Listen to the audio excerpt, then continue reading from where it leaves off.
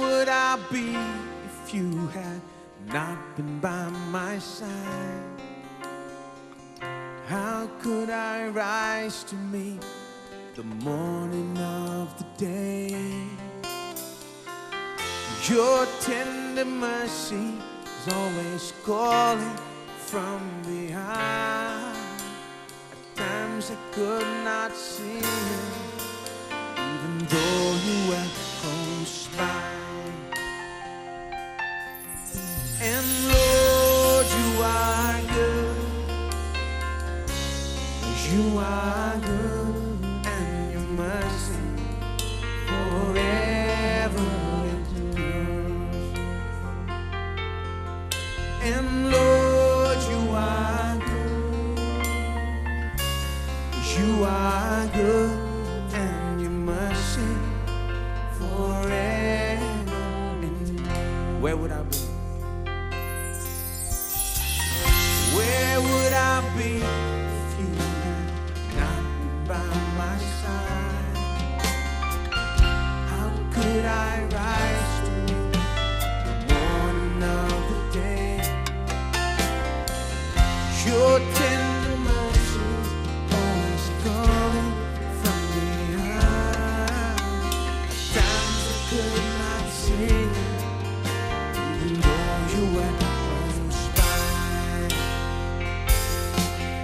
And Lord, you are good. You are good, and your mercy forever endures. And Lord, you are good. Oh, you are good, and your mercy forever endures. Help me to see your loving kindness. Help me to see you as you are.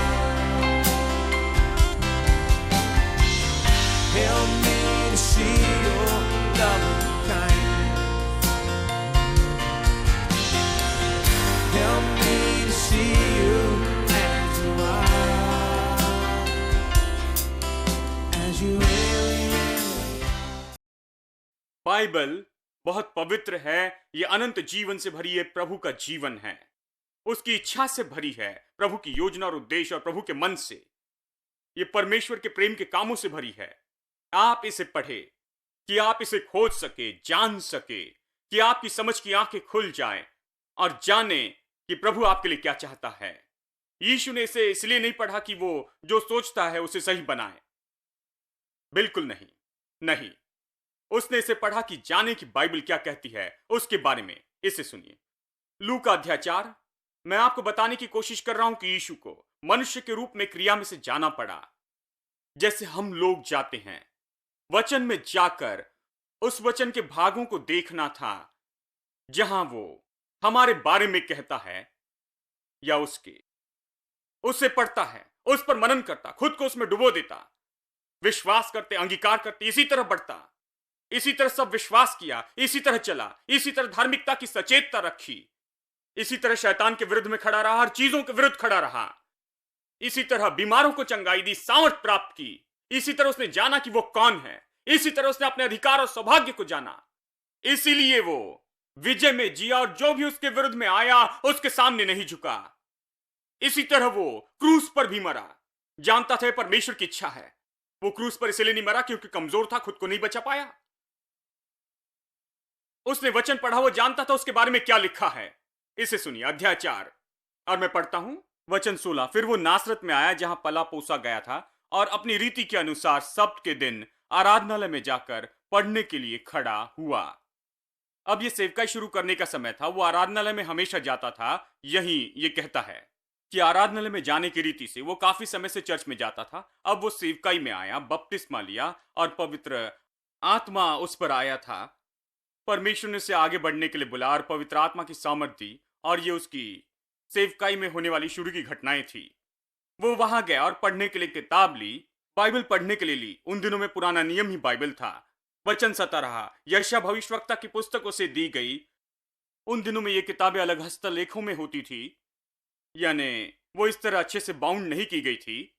तो उन्होंने उसे पढ़ने के लिए यशा दिया, हस्तलेख पढ़ने के लिए दिया। और जब उसने पुस्तक खोलकर वह जगह निकाली जहां ये लिखा था, सच में उसने वो जगह निकाली जहां उसके बारे में लिखा था। बाकी वचन पढ़े तो जानेंगे, उसने जाकर वो जगह निकाली जहां पर उसके बारे में लिखा हुआ था।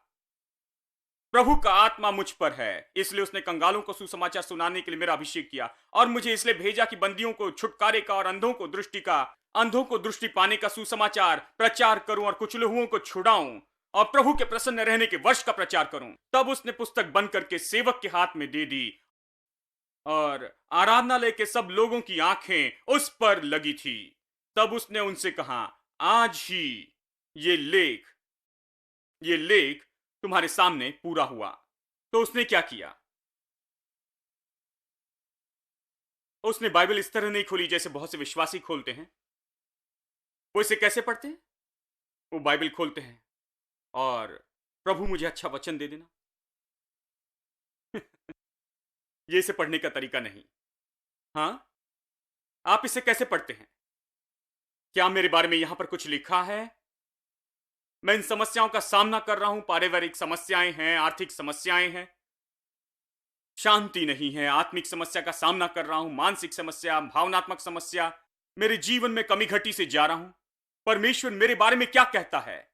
प्रभु मेरे परिवार के बारे में क्या कहता है? मेरे जीवन के बारे में क्या कहता? प्रभु मेरे हाथों के कामों के बारे में क्या कहता? प्रभु क्या कहता है? प्रभु क्या कहता है? यही पढ़ने का तरीका है दोस्तों, ये नहीं जानते कि खोले और आशा करे कि कुछ अच्छा होगा। कई बार बुरे वचन आते हैं।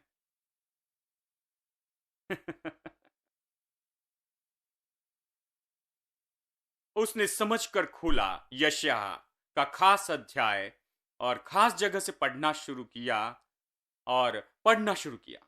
परमेश्वर का आत्मा मुझ पर है। उसने सेवकाई क्यों शुरू की? उसने दुष्ट आत्माएं क्यों निकाली? बीमारों को चंगाई क्यों दी? और नगर नगर और गांव गांव में क्यों घुमा? सुसमाचार प्रचार करता रहा। उसने बंधुओं को क्यों आजाद किया? छुटकारे और चंगाई की सेवकाई क्यों की? इस तरह वो प्रचार क्यों कर रहा था? क्योंकि उसने बाइबल में पढ़ा था कि परमेश्वर ने उसे आत्मा दिया कि जाए और बंधुओं को आजाद करे, कंगालों को सुसमाचार प्रचार करे, टूटे दिल वालों को चंगाई दे, छुटकारे का प्रचार करे। उसने इसे पढ़ा और कहा, ठीक है, चलो चले।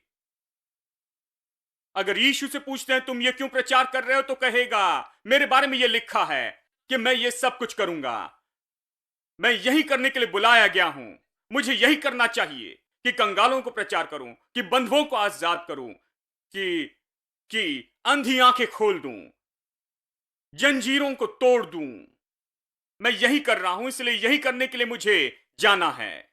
देखिए, उसकी सेवकाई की प्रेरणा प्रभु वचन से आई थी।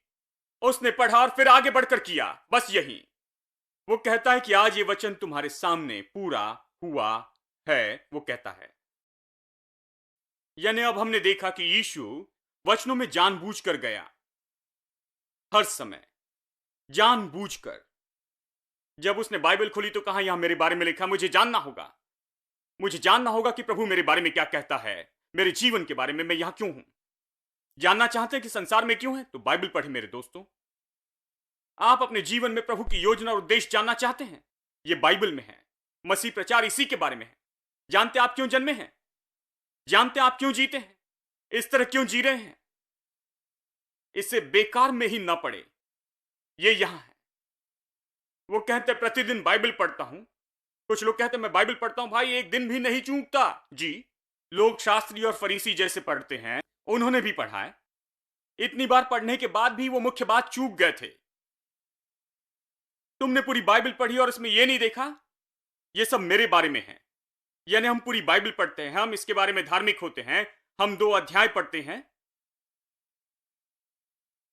अब इसे देखिए, 2 कुरिन्थियों। अब अगली बात है, मैंने बताया कि यीशु ने क्या किया। उसने वचन देखे और पढ़ा और उसके बारे में क्या लिखा देखा, और उस पर पूरा विश्वास किया, अपना पूरा मन और दिल रखा, उसमें पूरा रखा, और उसके अनुसार हो गया जो उसके बारे में वहां लिखा था। इसलिए उसने वचन पढ़े। अब मैं आपको बताना चाहता हूं कि हर विश्वासी को यही करना चाहिए। हम सबको यही करना है। दूसरा कुरिन्थियों अध्याय 6 और वचन 14। अविश्वासियों के साथ असमान जुए में न जूतो, क्योंकि धार्मिकता और अधर्म का क्या मेल जोल। ये कह रहा है कि कैसे विश्वासी अविश्वासी के साथ असमान जुए में न जूते। मुझे पसंद है, असमान जुए में न जूतो। समान यानी एक जैसे, असमान यानी दो अलग स्तर हैं, ये समान नहीं है, ठीक है। यानी वो विश्वासी से कह रहा है कि तुम और अविश्वासी समान नहीं हो, तो एक दूसरे के साथ में ऐसे असमान जुए में न जूतो। ये क्या कहता है? ये किस बारे में कह रहा है? ये कहता है कि आप एक स्तर पर हैं और बाकी संसार एक स्तर पर है। क्या आपने जाना कि आपका स्तर क्या है? क्या आपने जाना कि आप कहां हैं? आप कौन हैं? आप क्या हैं? आपके अधिकार और सौभाग्य क्या है? आप कहां खड़े और आप मसीह में कौन हैं?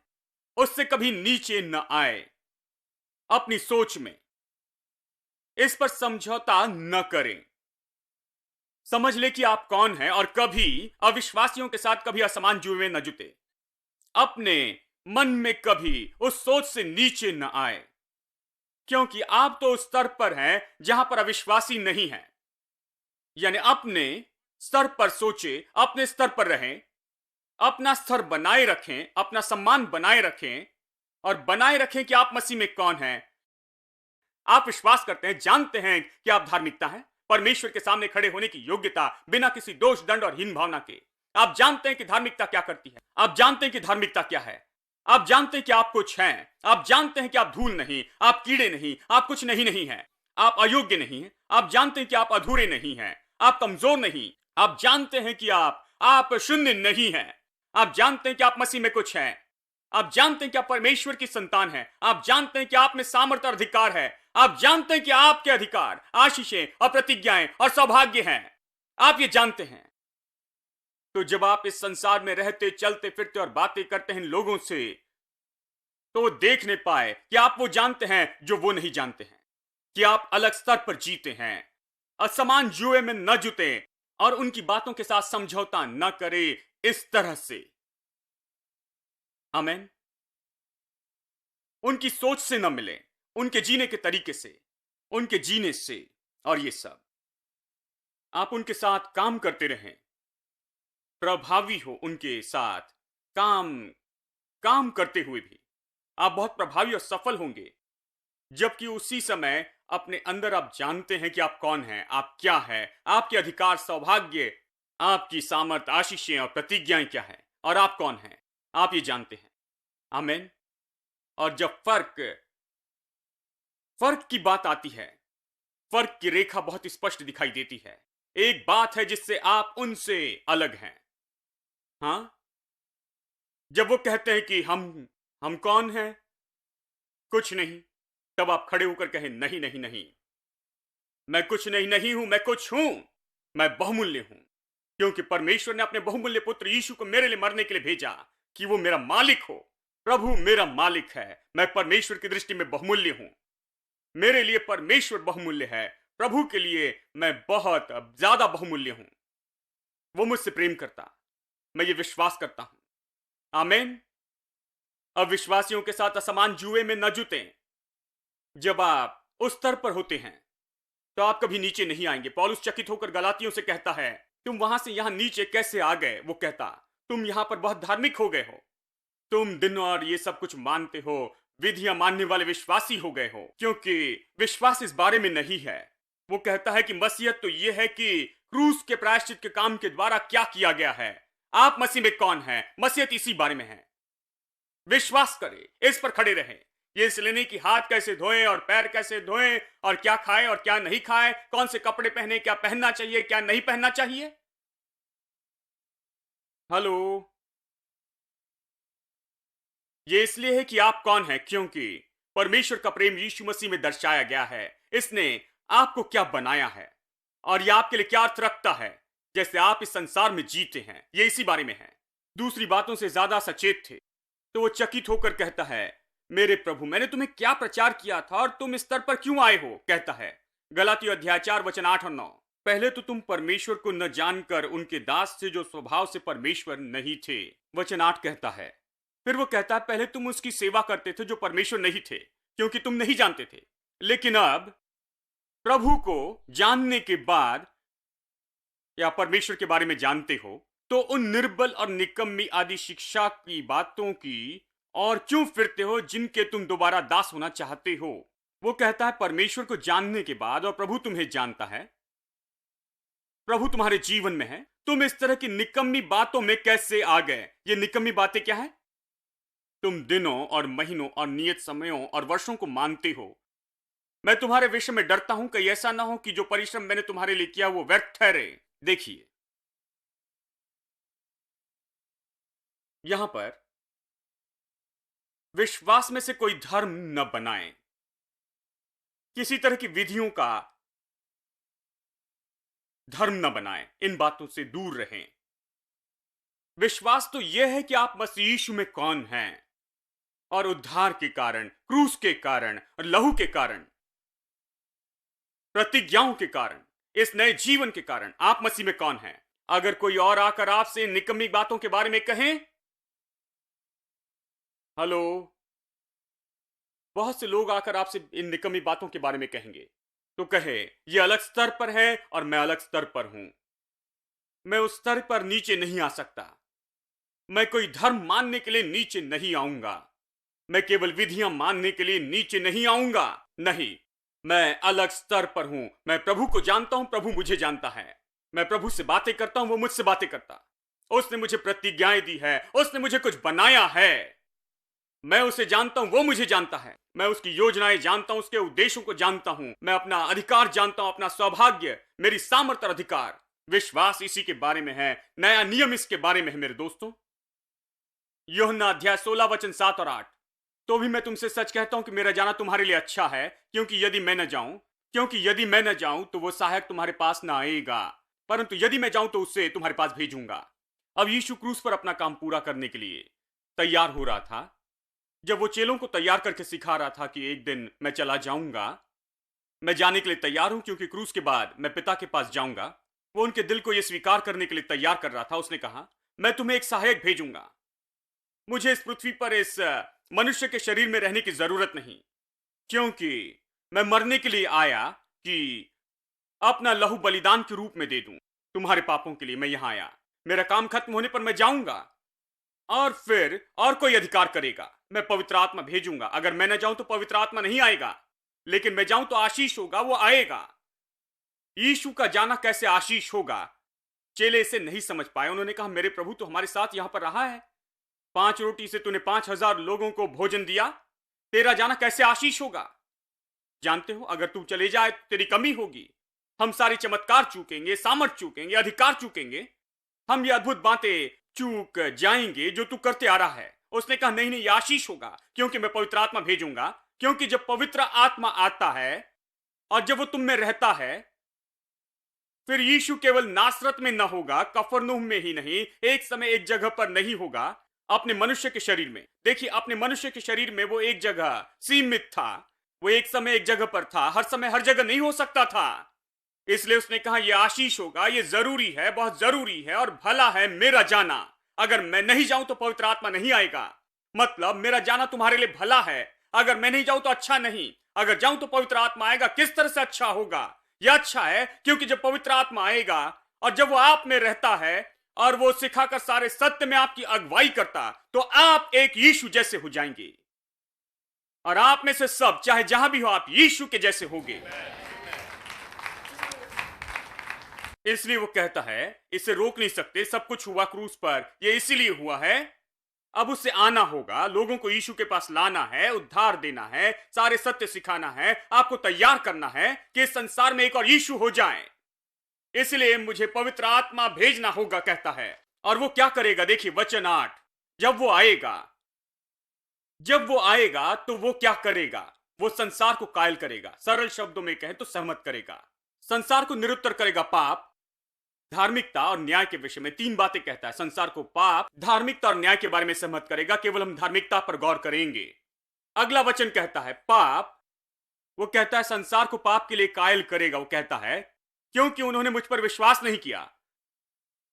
मैं संसार को पाप के लिए कायल करूंगा, पवित्र आत्मा आएगा और संसार को कायल करेगा। पाप के लिए। कौन सा पाप? सामान्य रूप में एक ही पाप है, वो है यीशु मसीह पर विश्वास नहीं करना। यानी पवित्र आत्मा आएगा और लोगों को यीशु मसीह में विश्वास करने के लिए खींचेगा। जब मैं प्रचार करता हूं तो लोग पवित्र आत्मा द्वारा सहमत होते हैं कि यीशु मसीह पर विश्वास करें। पवित्र आत्मा काम कर रहा है कि लोगों को सहमत कर यीशु में विश्वास के लिए लेकर आए कि वो उद्धार पा सके। ठीक है। दूसरी बात, धार्मिकता के लिए, क्योंकि मैं पिता के पास जाता हूं और तुम मुझे नहीं देखोगे। अब इसे समझना थोड़ा मुश्किल है और इसलिए परमेश्वर ने प्रचारक दिए हैं। ठीक है। धार्मिकता के विषय में, इसलिए कि मैं पिता के पास जाता हूं और तुम मुझे फिर न देखोगे। इसका क्या मतलब है? वह आकर संसार को धार्मिकता के लिए सहमत करेगा, क्योंकि यीशु को अब देखा नहीं जाएगा, वो पिता के पास वापस जाता है। चलिए इसका अर्थ समझाता हूं। इसके दो अर्थ हैं। एक, इसका अर्थ है जबकि यीशु क्रूस पर मरने के लिए आया कि हमारे पापों से निपटे और उद्धार दे, वो आया और उसने ये किया। जब वो पिता के पास जाता है तो जो करने के लिए आया उसे पूरा करने के बाद जाता है। प्रायश्चित का काम करने के बाद, हमारे उद्धार के लिए जो करना है उसे करने के बाद ही वो पिता के पास वापस जाता है। यानी पिता के पास जाना, मैं पिता के पास जाता हूं तुम मुझे नहीं देखोगे, यानी जब मैं पिता के पास जाता हूं तो तुम जानोगे कि सारा काम पूरा हुआ, तुम्हारे उद्धार के लिए मैंने सब कुछ पूरा किया। जब तुम मुझे पिता के पास जाते देखो तो तुम जानोगे कि तुम्हारे उद्धार के लिए जो भी करना था मैंने कर दिया है। अब तुम जाकर संसार में घोषणा करो और पवित्र आत्मा आएगा, क्योंकि वो अब यीशु को नहीं देखते हैं, क्योंकि वो अब यहां नहीं है। ये सबूत है कि उसने आकर जो भी करना था उसे कर दिया है और वो सफलता से पिता के पास वापस गया है, हमारे लिए अनंत काल का छुटकारा पाया और पिता के पास गया। पूरे संसार में इसकी घोषणा की जा सकती, यीशु के नाम में उद्धार सारे संसार में घोषित किया जा सकता और पवित्र आत्मा संसार को सहमत करेगा, उन्हें दिखाएगा कि यीशु काम करने के लिए आया और वो पिता के पास वापस गया। तुम उसे नहीं देखते हो क्योंकि वो काम करने आया था और वो कर दिया है, खत्म हुआ। अब विश्वास करो, विश्वास करो कि परमेश्वर ने तुम्हारे लिए उद्धार दिया है। तुम प्रभु के पास आओ, वो तुम्हें उदारता से स्वीकार करेगा। चाहे आप कोई भी हो, चाहे आप बड़े पापी क्यों ना हो, आप आ सकते हैं और प्रभु आपको स्वीकार करेगा। यह पहला अर्थ है। और दूसरा अर्थ तो यह है, इसका अर्थ है कि पवित्र आत्मा ये सत्य प्रकट करेगा। कौन सा सत्य? ये सत्य की धार्मिकता दी गई है कि हम लोग प्रतिदिन धार्मिकता की सचेतता में बढ़ते जाएं। इसलिए वो संसार को धार्मिकता के लिए सहमत करने आया है। केवल ये नहीं कि वो विश्वास करे कि परमेश्वर ने उनके लिए धार्मिकता दी है, लेकिन उसके बारे में सहमत होने के बाद विश्वासी में पवित्र आत्मा का निरंतर काम यह है कि लोगों को यीशु के निरंतर ज्ञान में लेकर आए कि उसने क्या किया है। उसने क्या किया कि लोग ये विश्वास करेंगे कि वो परमेश्वर की धार्मिकता है, कि वो धार्मिकता में चलते जाएं और इस संसार में उसके जैसे हो जाएं, क्योंकि वो इस संसार में नहीं, केवल हम इस संसार में हैं। वो अब यहां नहीं है, वो पिता के पास चला गया, हम यहां हैं। अब हर नगर में, हर शहर में, हर गांव में, हर देश में, हर जगह जहां कोई व्यक्ति जो प्रभु की सामर्थ से उद्धार पाता है, जो यीशु ने क्रूस पर किया है, पवित्र आत्मा उसमें काम करता है कि उसे सारे सत्य में लेकर जाएं। वचन के प्रचार और शिक्षा के द्वारा प्रभु की आत्मा उसे सत्य में लेकर आती है कि वो व्यक्ति जान ले कि वो कौन है, मसीह यीशु में, और उस धार्मिकता में चले जो स्वयं यीशु के पास है। क्योंकि जो धार्मिकता आपके और मेरे पास है वो यीशु के पास की धार्मिकता से कम नहीं है। सच में बाइबल कहती है कि वो खुद हमारी धार्मिकता हो गया है। यानी पवित्र आत्मा हमें सहमत करने के लिए चाहिए कि हम कम नहीं हैं। स्वयं यीशु मसीह जब इस संसार में था उससे, क्योंकि वो जैसे इस संसार में है, उसने कहा जैसे मेरे पिता ने मुझे भेजा है, उसने कहा वैसे मैं तुम्हें भेजता हूं। उसने ये नहीं कहा मेरे पिता ने मुझे भेजा लेकिन मैं तुम्हें अलग सामर्थ के साथ में भेजता हूं। नहीं, जैसे पिता ने मुझे भेजा है वैसे मैं तुम्हें भेजता हूं। तुम पिता के सामने खड़े रहो जैसे मैं खड़े रहता हूं। शैतान के सामने तुम खड़े रहो जैसे मैं रहता हूं। तुम मेरे जैसे संसार के सामने खड़े रहना। तुम मेरे जैसे होना, इस संसार में मसीह के जैसे। इसीलिए पहला कुरिन्थियों 1:14 ये कहता है, अविश्वासियों के साथ असमान जुए में न जुटो। फिर वो कहता है कि धार्मिकता का संबंध, धार्मिकता का अधर्म से क्या संबंध है। फिर उसके बाद ये कहता है कि मसीह का बिलियाल से क्या संबंध। मसीह कौन है? विश्वासी। अब सब लोग इसे कहते हुए शर्माते हैं, ओ मेरे प्रभु। मैं नहीं कह रहा हूं, आप पढ़िए दूसरा कुरिन्थियों अध्याय 6 14 15 और ये सारे वचन। सच में ये इसे समझ ले, अपने धार्मिक चश्मे न लाना। अपने धार्मिक चश्मे निकाल कर पढ़े कि क्या कहता है। वो आपको नाम देता है, कहता है धार्मिकता, कहता है ज्योति, यानी ज्योति का अंधकार से क्या संबंध, धार्मिकता का अधर्म से क्या संबंध है। ये विश्वासी और अविश्वासी के बारे में कहता। फिर ये कहता है कि मसीह का बेलियाल से क्या संबंध। मसीह यानी विश्वासी। विश्वासी मसीह में इतना मिल जाता है कि स्वर्ग उसमें फर्क नहीं देखता। ये गलत नहीं कि कहे कि विश्वासी मसीह है। स्वर्ग राह देख रहा है कि विश्वासी जाने कि वो सच में एक तरह से मसीह हैं। मैं ये नहीं कह रहा कि आप यीशु मसीह हैं। आपके जाने के पहले कहना होगा, नहीं तो बहुत से लोग मेरी बात समझ रहे, लेकिन कुछ लोग कहते हैं पता नहीं क्या कह रहे हैं, यीशु ये कहा। नहीं, मैं पागल नहीं हुआ हूं। बड़ा फर्क है। ये नहीं कह रहा कि हम मसीह यीशु हैं, त्रिएकता का दूसरा व्यक्ति नहीं, वो अलग है। हम कह रहे हैं कि बाइबल कहती कि आप मसीह हैं, किसी तरह से आप मसीह हैं, उसे आपको मसीह कहना जचता है। तो आप खुद को मसीह के रूप में क्यों नहीं देखते? इस संसार में आप अपने घर में मसीह हैं। जब आपके पास 5 रोटी 2 मछली है, उसे ले। जब आपके पास कुछ नहीं होता है तो उसे बहुगुणित कर, आप उसे बहुगुणित करके सबके लिए भोजन बना सकेंगे। आपके हाथों में धन बहुगुणित होगा और बढ़ेगा, प्रभु की सामर्थ और अधिकार के साथ जो आप में होगी। जैसे मसीह संसार में था, आपके स्रोत बहुगुणित होंगे, आप आशीष होंगे, आप चंगाई लाएंगे, आप आनंद लाएंगे। आपके शब्द जीवन का जल होंगे, जीवन की नदियां होगी। आप जो शब्द कहते हैं उसके कारण लोग आपके पास आएंगे, जैसे यीशु ने शब्द कहे और लोग उसके पास आते थे। यही उसका अर्थ है। आप चमत्कार करेंगे, आप उसकी सामर्थ और अधिकार में जाएंगे, क्योंकि आज आप इस संसार में मसीह हैं। वो पिता के पास चला गया और पवित्र आत्मा आप में काम कर रहा है कि ये सारे काम करे। आमेन। आइए खड़े हो जाएं। ठीक है,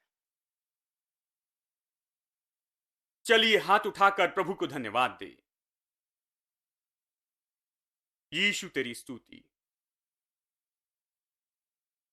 पिता परमेश्वर, तुझे धन्यवाद देते हैं, स्तुति देते हैं, आदर और स्तुति देते हैं। सच में तूने हमसे महान प्रेम किया है। तूने हमारे लिए जो किया उससे हम चकित हैं। हम जहां थे वहां से हमें उठाया बहुत अलग स्तर पर कि हमें समझना मुश्किल हो गया कि हम सच में इन बातों को समझ सके। परमेश्वर का आत्मा आज हमारा सहायक हो जाए, हमें यह समझाने में मदद कर कि हम चल सकें प्रभु की आशीष और बहुतायत में और हमारी विरासत में।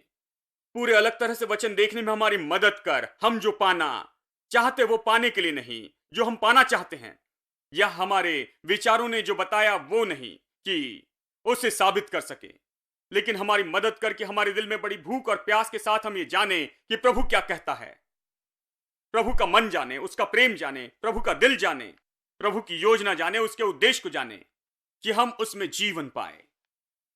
और जैसे यीशु ने किया वैसे हर एक व्यक्ति वही करे, वचन में जाए और उससे प्रभु का प्रकाशन पाए, कि प्रभु की बातों को समझे, कि वो विजय और सामर्थ में चले जैसे मसीह इस पृथ्वी पर चलता था। धन्यवाद, क्योंकि पवित्र आत्मा हमें उसके लिए तैयार करने के लिए भेजा गया। हर घर ऐसी जगह हो जहां मसीह का अधिकार देखा जाए। ये संसार ऐसे विश्वासियों से भर जाए जो सामर्थ और अधिकार दिखाएं और आनंद और शांति और उपस्थिति दिखाए और प्रभु यीशु मसीह की सुगंध दिखाए। पवित्र आत्मा की खुशबू फैलाए, प्रभु यीशु मसीह की सुगंध फैलाए। ये जहां भी जाते हैं पिता, ओ घर सामर्थ और अधिकार से भर जाए। हम बीमारी के विरुद्ध में आते हैं, हम कमजोरी के विरुद्ध में आते हैं, कमी और घटी हर आशाहीनता के विरुद्ध में आते हैं, उन सारी चीजों के विरुद्ध में आते हैं जिससे लोग लड़ते और सामना करते। इन दिनों में हे प्रभु, हम शत्रु की हर सामर्थ के विरुद्ध में आते हैं और वह अधिकार जो हमें दिया उससे हम उसे यीशु के नाम में नीचे लाते हैं। यीशु मसीह के नाम में अधिकार लेते हैं और हम विजय लेते हैं। यीशु के नाम में हम वहां खड़े रहते हैं, यीशु की जगह पर और यीशु के नाम में, और विजय लेते हैं उन परिस्थितियों में। लोगों को आशीष दे और इन्हें आशीष बना। तुझे सारा आदर महिमा स्तुति देते हैं, यीशु के नाम में प्रार्थना करते हैं, आमीन। अब हमारे प्रभु यीशु मसीह का अनुग्रह और पिता का प्रेम और पवित्र आत्मा की संगति हम में से हर एक के साथ होती रहे, अब और सदा के लिए, आमीन।